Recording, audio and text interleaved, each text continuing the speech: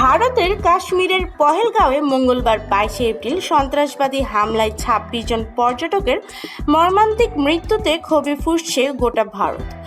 ঘটনায় সোচ্চার হয়েছেন বলিউডের প্রথম সারির অভিনেতারা। অক্ষয় কুমার থেকে ভিকি কৌশল, জাহ্নবী কাপুর, সিদ্ধার্থ মালহোত্রা, কারিনা কাপুর সহ আরও অনেকে শোক প্রকাশ করেছেন এবং বিচারের দাবি তুলেছেন। পহেলগাঁওয়ে এই হামলায় এবার সামাজিক মাধ্যমে সরব হয়েছেন বলিউড বাদশা শাহরুখ খান। বুধবার বিকেলে শাহরুখ খান তার ইনস্টাগ্রাম স্টোরিতে লেখেন, পহেলগাঁওয়ে যে বিশ্বাসঘাতকতা, অমানবিক ও হিংসাত্মক ঘটনা ঘটেছে তাতে দুঃখ ও ক্ষোভ প্রকাশের ভাষা নেই। বলিউডের এই নায়ক আরও লেখেন, এই কঠিন সময়ে শুধু ঈশ্বরের কাছে প্রার্থনা করা যায়। ক্ষতিগ্রস্ত পরিবারের জন্য গভীর সমবেদনা জানায়। এই পরিস্থিতিতে আমরা যেন একটি জাতি হিসেবে ঐক্যবদ্ধ থাকি, শক্তিশালী হই এবং এই জঘন্য অপরাধের বিরুদ্ধে ন্যায় বিচার পাই। শাহরুখ খানকে তার বাবা 3টি জায়গায় ঘুরে দেখতে বলেছিলেন, ইস্তাম্বুল, প্যারিস আর কাশ্মীর। সেই সঙ্গে অনুরোধ, প্রথম দুটো জায়গা তার ছেলে নিজের মতো করে ঘুরে দেখতেই পারে, কিন্তু কাশ্মীর নয়।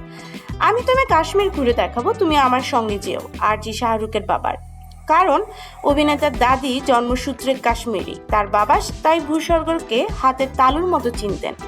মাত্র 15 বছর বয়সে বাবাকে হারিয়েছেন শাহরুখ। বাবার ইচ্ছা পূরণ করতে পারেননি, আর তাই 2012 সাল পর্যন্ত কাশ্মীরে পা রাখেননি। তার কথায়, গতবার বন্ধুরা ডেকেছে, আমার পরিবার ছুটিতে কাশ্মীরে বেড়াতে গিয়েছে, অনেক সময় শুটিংয়ের সুযোগও এসেছে। আমি বাকি দুটো জায়গা ঘুরেছি, কেবল কাশ্মীর ছাড়া।